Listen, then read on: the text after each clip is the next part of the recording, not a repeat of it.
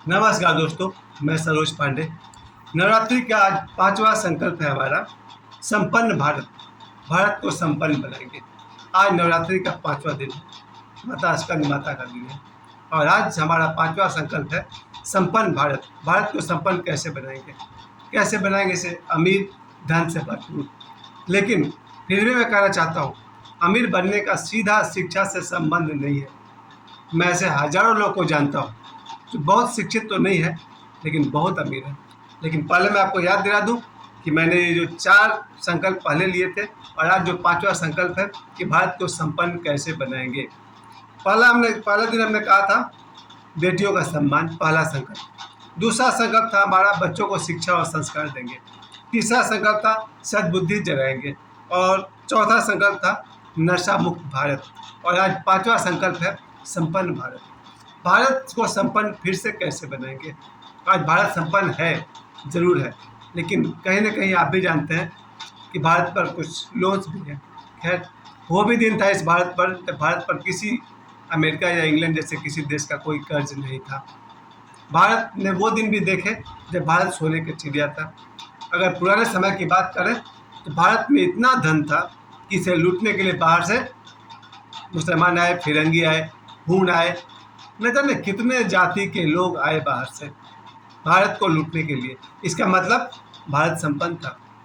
आज आप कहेंगे इंग्लैंड संपन्न है। इंग्लैंड अगर संपन्न है तो फिर भारत किस लिए आया था आज से 200 साल पहले? आज आप कहेंगे दुबई संपन्न है और कौन कौन से देश है वो सब संपन्न है। अगर संपन्न है तो 12वीं शताब्दी में भारत क्यों आए थे आप लोग?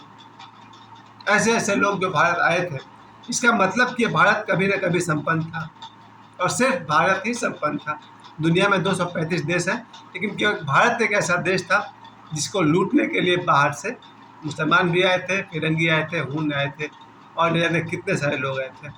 और इन्होंने भारत को ऐसा लूटा, इतने वर्षों तक लूटा कि आज भारत माइनस में चला गया। तो कहते हैं ना, $1 की कीमत 80 रुपये के बराबर हो गई। कैसे हो गया भारत का दुर्दशा और कैसे इससे निकला जाए? ये कर्तव्य सिर्फ मेरा नहीं है, देश के समस्त वासियों का है। लेकिन इस देश को संपन्न कैसे बनाएं? देश को संपन्न बनाने के लिए एक एक व्यक्ति को संपन्न बनाना होगा। लेकिन खतरा यह है कि एक एक व्यक्ति के पास होता तो करोड़ रुपया है, लेकिन सब वो ब्लैक मनी बन जाता है, यानी वो आदमी टैक्स नहीं भरता। अब मुझे लगता है कि धनबाद में हजारों लोग होंगे जो बढ़िया से करोड़पति तो क्या अरबपति हैं, पर इन अरबपतियों से ज़रा पूछिए, शायद इनका पैसा ब्लैक मनी में चला जाए, क्योंकि ये लोग अचानक सीबीआई के छापे में पकड़े जाते हैं। जब इतना पैसा धनबाद के पास है कि यहाँ पर बहुत सारे लोग करोड़पति अरबपति हैं, तो पूरे बिहार के पास, झारखंड के पास पैसा ही पैसा होगा, पूरे देश के पास होगा। फिर ये भारत संपन्न क्यों नहीं हो पा रहा? गौर करने की बात है। भारत गरीब देश तो नहीं है, इतना मुझे ही पता है, क्योंकि जब भी कहीं पर छापा पड़ता है तो वहाँ से 1000 करोड़ रुपये निकलते हैं।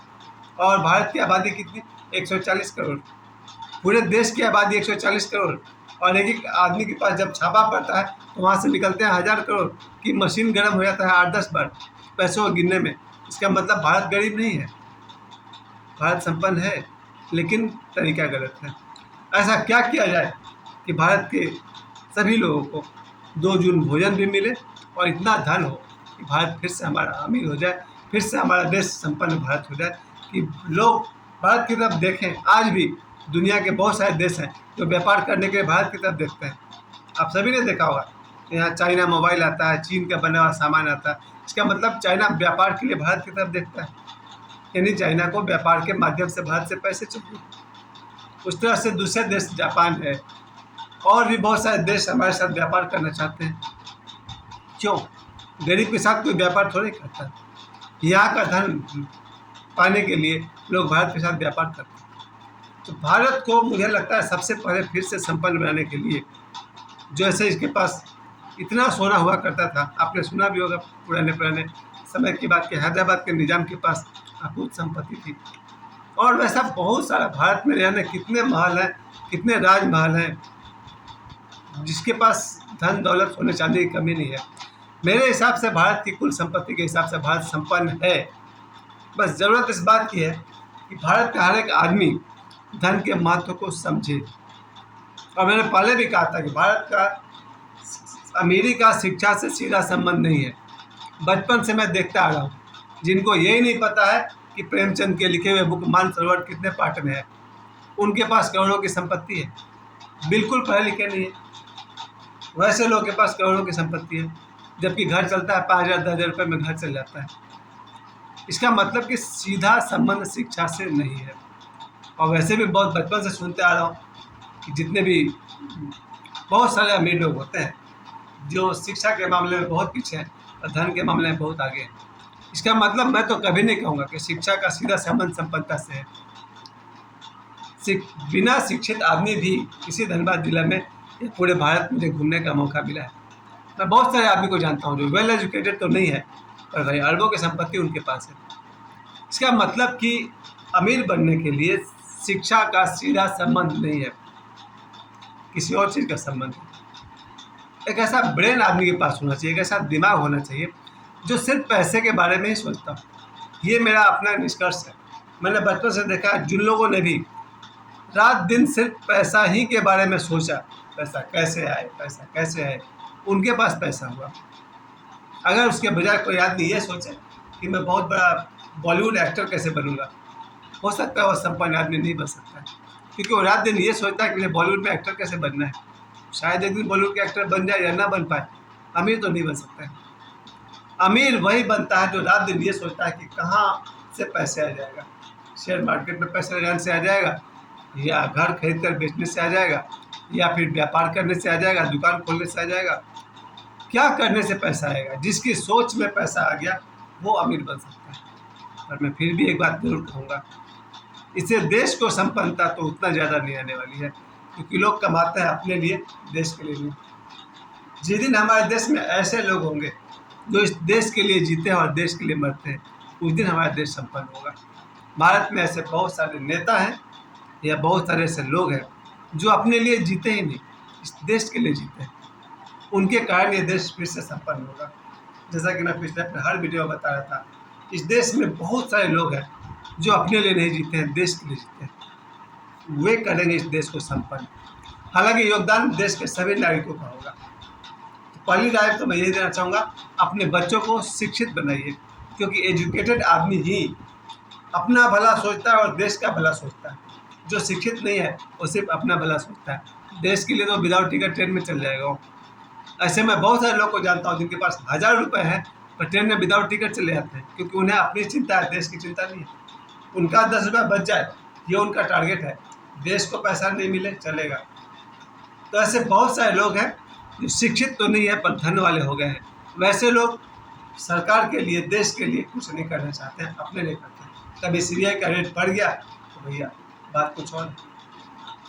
पहली बात कि हर बच्चे को शिक्षित बनाइए ताकि उसका दिमाग इतना ब्रॉड माइंडेड हो, साइंटिफिक तरीका को समझे, साइंस को समझे, इकोनॉमिक्स को समझे, अर्थशास्त्र को समझे, विज्ञान को समझे, गणित को समझे, और उस हिसाब से पैसे कमाए और उसके कारण ये देश तरक्की करे। एक वैज्ञानिक बुद्धि वाला आदमी अगर मोबाइल बना दे तो देश में करोड़ों मोबाइल की बिक्री हो जाएगी और देश अमीर हो जाएगा। हमारे देश के बच्चे भी वैज्ञानिक बुद्धि के हो जाए, साइंटिफिक माइंड वाले हो जाए, अर्थशास्त्र का उनके पास समझ हो, तब वो इस देश को आगे बढ़ाएंगे, तब वो अपने लिए नहीं इस देश के लिए जिएंगे।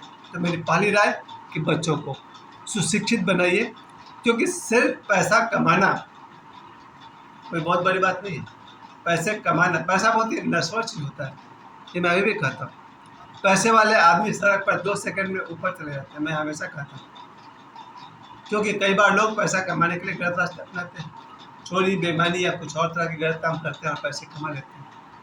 बहुत सारे लोग, आप कितने लोगों को जानते होंगे, आप खुद बताइए, जिन्होंने चोरी बेईमानी और गलत काम करके करोड़ रुपए तो कमा तो लिए, तो 2 ही सेकंड में उनका सफाया भी हो गया। इसलिए मैं हमेशा जोड़ता हूँ बच्चों को शिक्षा और उसके साथ साथ धर्म। धर्म का मतलब क्या होता है? मेरे लिए सीधा मतलब है गलत काम नहीं करेंगे।